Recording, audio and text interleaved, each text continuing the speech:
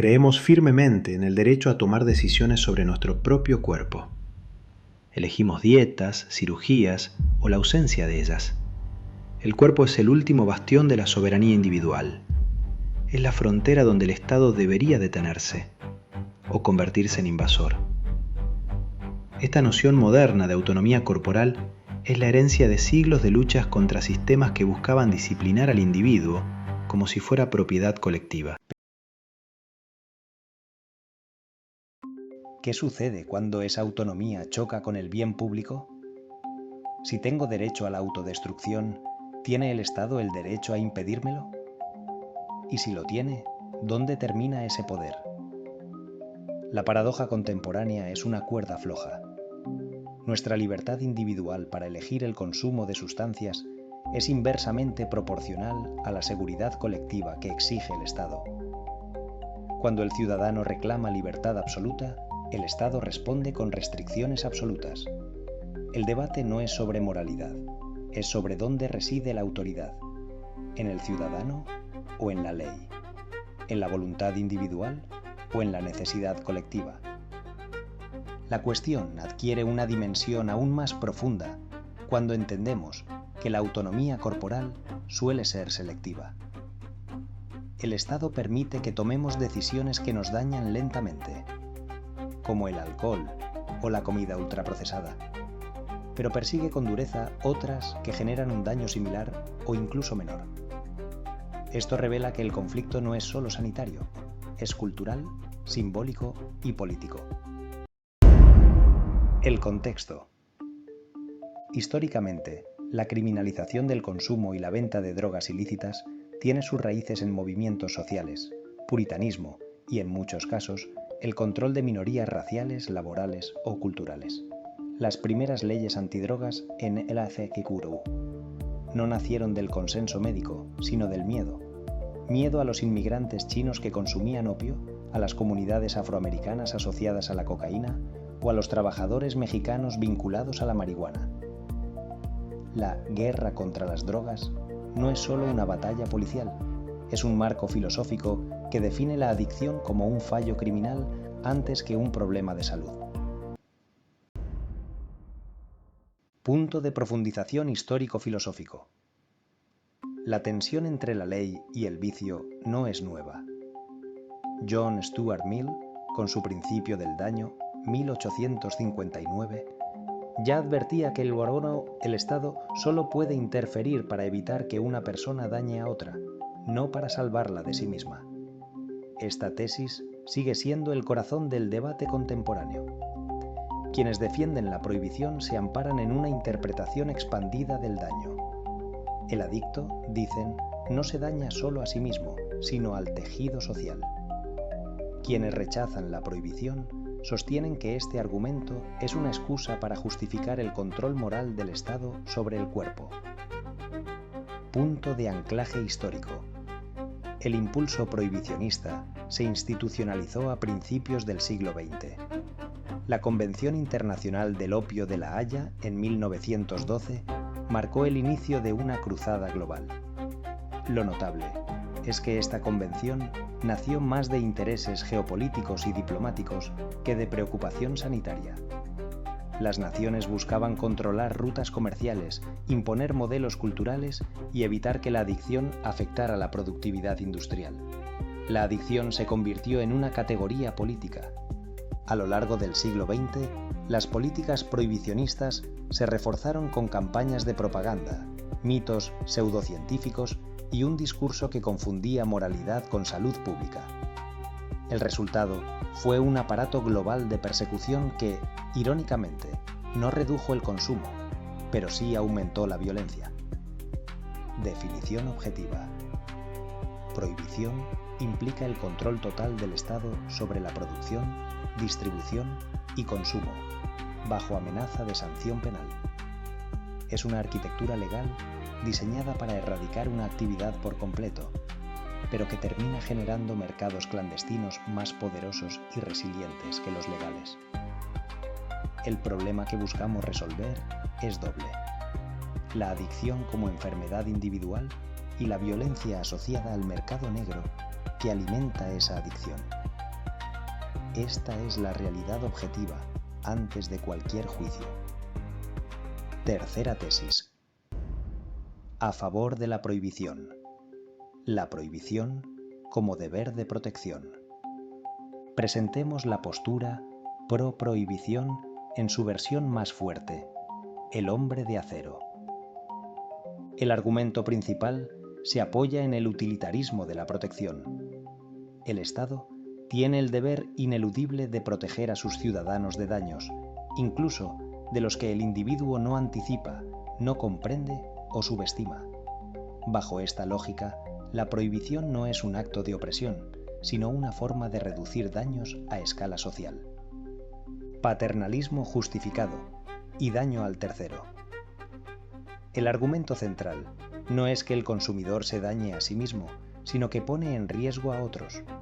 Conducción bajo efectos, negligencia parental, deterioro laboral, violencia doméstica. El Estado actúa no para castigar, sino para prevenir. La ley se convierte en un cinturón de seguridad colectivo, incómodo sí, pero diseñado para salvar vidas. Implicaciones legales y precedente. La prohibición se justifica legalmente al clasificar ciertas sustancias como intrínsecamente peligrosas. La legislación sanitaria ya opera bajo principios similares. No se permite vender alimentos contaminados, medicamentos defectuosos o armas químicas. Para los defensores, la droga es simplemente otro producto cuyo riesgo supera el umbral aceptable. El precedente de regular el tabaco y el alcohol muestra que el Estado tiene facultades para intervenir en mercados que generan daño social masivo. Ética deontológica del deber. Desde la deontología, la ética del deber, el Estado tiene la obligación moral de impedir prácticas autodestructivas, aunque el individuo las desee. El argumento es simple. Permitir el acceso es facilitar la caída. No se trata de libertad, sino de responsabilidad institucional. El costo invisible de la legalización. Quienes defienden la prohibición señalan que legalizar implica normalizar, y normalizar implica aumentar el consumo. El alcohol es el ejemplo perfecto. Ha sido legal por siglos, y sin embargo es responsable de millones de muertes anuales. Su legalidad no lo hace menos dañino, solo lo hace más accesible.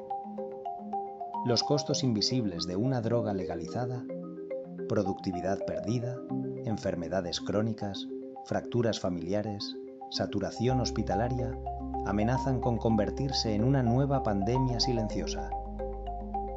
Cuarta tesis B. En contra de la prohibición. La legalización como deber de dignidad. Ahora, el contraargumento, igualmente sólido, que desmonta la tesis anterior sin desdén. La postura antiprohibición se fundamenta en la libertad individual y en la dignidad humana entendida como la capacidad de tomar decisiones informadas, incluso arriesgadas. Ningún Estado puede declararse dueño de la vida de sus ciudadanos.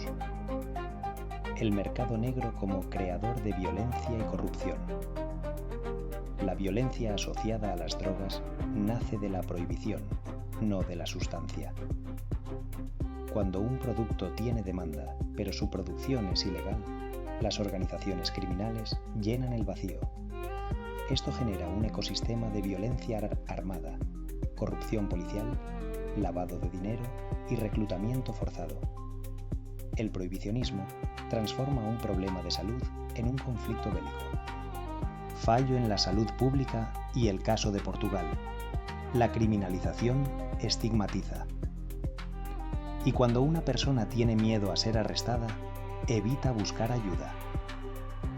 Portugal despenalizó en el año 2001 y trató la adicción como un problema clínico.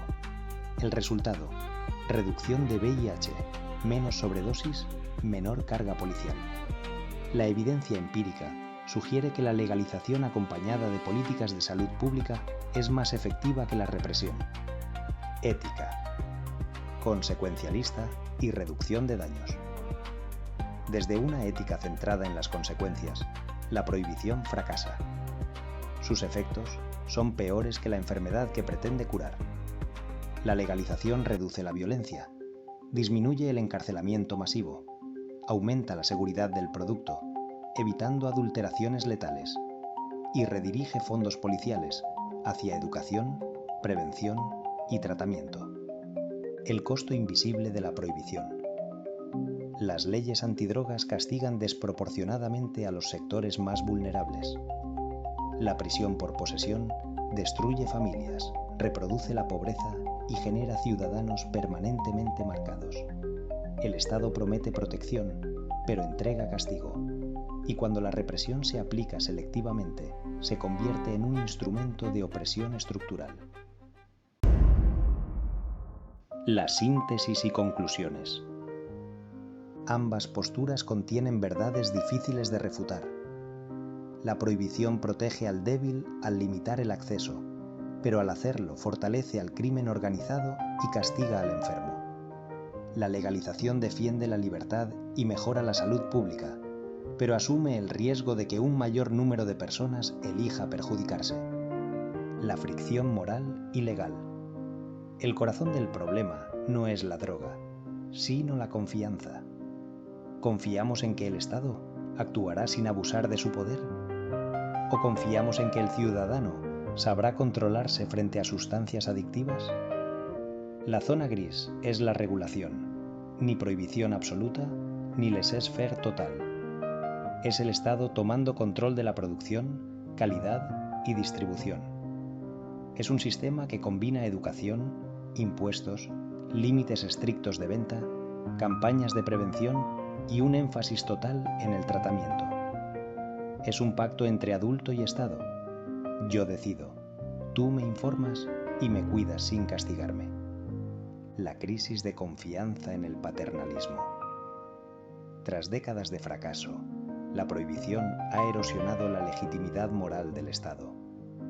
Cuando la ley, creada para proteger, se convierte en una fuente de violencia y corrupción, pierde su autoridad simbólica. El dilema final es casi trágico. ¿Debemos proteger la moral perfecta a costa del caos práctico? ¿O aceptar la imperfección humana para minimizar el sufrimiento social? El criterio es este.